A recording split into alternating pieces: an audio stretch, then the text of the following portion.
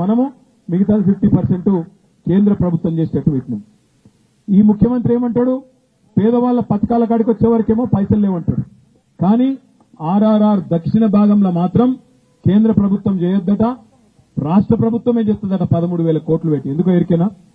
ఎందుకంటే వెంకటరెడ్డి గారు రాష్ట్ర రహదారుల భవనాల శాఖ మంత్రి, ఆయన నియోజకవర్గం, ఆయన జిల్లా కాబట్టి అక్కడ కమిషన్ల కోసం, కాంట్రాక్టుల కోసం మళ్ళా అలైన్మెంట్ మార్చి అక్కడ తమ వాళ్లకు సంబంధించిన భూములు కాపాడుకుంటూ కేవలం ఇవాళ కాంట్రాక్ట్ కొంతమంది అస్మదీయులకు ఇచ్చుకునేందుకు ఆర్ఆర్ఆర్ అలైన్మెంట్ మార్చే ప్రయత్నం చేస్తున్నారు. ఒక రియల్ ఎస్టేట్ బ్రోకర్ లెక్క పనిచేస్తున్నాడు రేవంత్ రెడ్డి తప్ప పొరపాటున కూడా ఇవాళ ఒక ముఖ్యమంత్రి లాగా మాత్రం పనిచేస్తలేడు. 6 గ్యారంటీలు ఏమైనా రాబోయ్ అంటే దాని గురించి మాట్లాడాడు. 100 రోజులు అయిపోయింది, 300 రోజులు దాటింది కదా, 100 రోజులు చేస్తా అన్న హామీలు ఏమైనాయి, రుణమాఫీ ఏమైంది, 2,500 ఏడవైంది అంటే దాని గురించి చెప్పడు.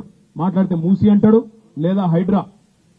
చేయాల్సింది మూసీ సుందరీకరణ కాదు, మూసీ గబ్బంతా ముఖ్యమంత్రి నోట్లే, వాళ్ళ మంత్రుల నోట్లోనే ఉన్నది. మొదలైతే వాళ్ళ నెత్తుల నిండా గబ్బున్నది.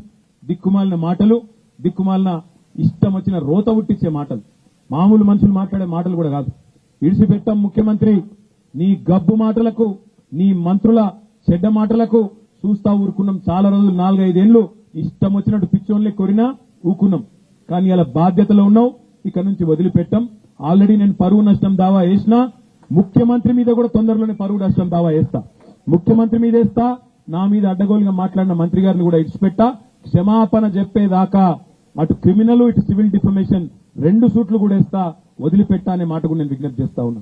తప్పే చేయనప్పుడు ఎవరి అయ్యకు కూడా భయపడం. ఏం చేసుకుంటామో చేసుకొని మోడీకే చెప్పినాం, ఈ చిట్టినాయుడు ఎంత మనకనే మాట నేను విజ్ఞప్తి చేస్తా ఉన్నా. మోడీకే చెప్పినాం, ఏం చేసుకుంటావో చేసుకోపురా భయలు. గీడంతా నాకు అర్థం కాదు.